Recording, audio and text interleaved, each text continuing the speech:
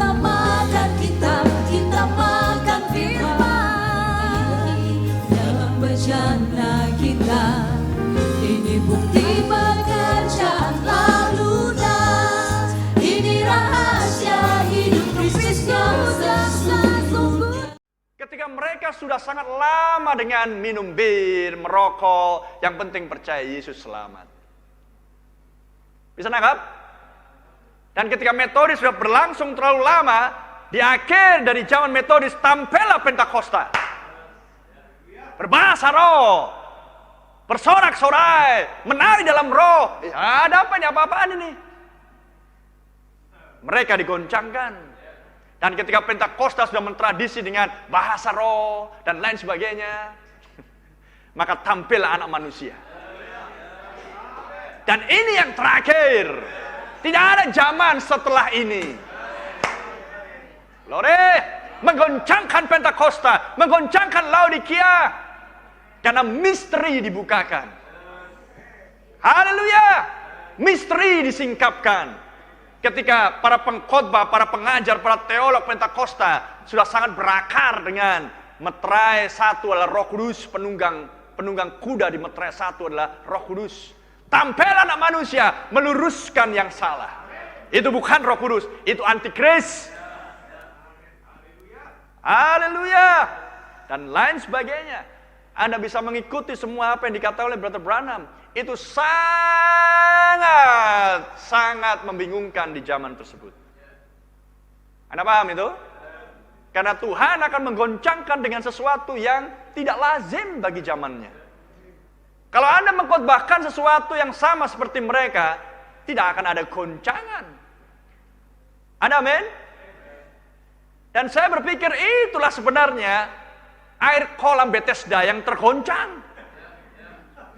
Bukan sekedar untuk mendatangkan kesembuhan jasmani, tapi kesembuhan jiwa.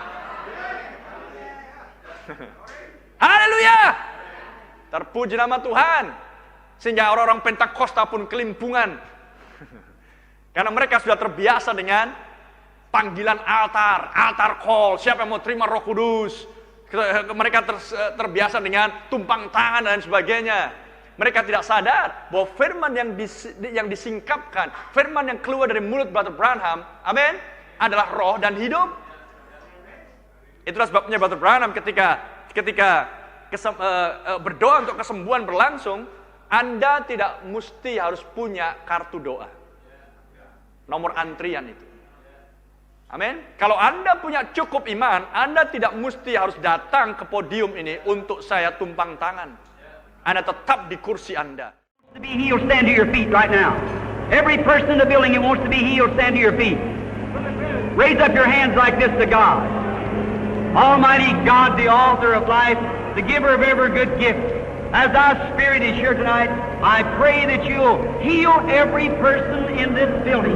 Thou art here, the Holy Spirit is here. And I now, as your servant, along with these other servants, curse every disease that's in here. May the Jesus Christ, the Son of God, heal every person in here. Satan, leave these people in Jesus Christ's name. Now let the people that's got their hands up say praise God and go to rejoicing, giving God. Haleluya. Suatu hal yang tidak lazim di zaman itu. Ketika semua orang, para pendeta, para pengkhotbah, mari datang. Tumpang tangan. Altar call, panggilan altar. Amin. Tapi tidak Nabi kita. Karena dialah pelayanan Brother Branham adalah untuk menyingkapkan misteri, untuk mengeluarkan mempelai wanita dari tradisi Pentakosta. Dan kalau Nabi kita mengikuti tradisi Pentakosta, bagaimana mempelai wanita akan tahu perbedaan? Amin. Haleluya. Walaupun Brother Branham mengikuti, tapi tidak selalu begitu. Amin. Tiba waktunya jika Anda punya cukup iman. Karena beda antara pengharapan dan iman. Oh, haleluya. Sesuatu hal yang tidak pernah mereka dengar sebelumnya. Terlebih ketika Nabi kita berkata, malaikat Tuhan ada di samping kanan saya. Belum pernah selama 2000 tahun mereka mendengar statement pernyataan yang seperti itu.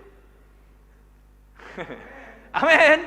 Malaikat Tuhan tidak jauh dari saya. Itulah sebabnya semua pasien datang di sebelah kanan Brother Branham. Haleluya. Renungkan semuanya itu. Dan kemudian Nabi mengkhotbahkan sesuatu. Saya mendapatkan penglihatan tentang ketujuh malaikat. Dan saya harus pindah ke Tucson untuk menjumpai para malaikat itu. Untuk sebuah penugasan. Wow. Sesuatu yang berat untuk dipikirkan oleh orang-orang di masa itu. Ketika mereka terbiasa dengan bahasa roh, altar call. Amin. Kemudian sorak-sorai, menari dalam roh, berjingkrak-jingkrak.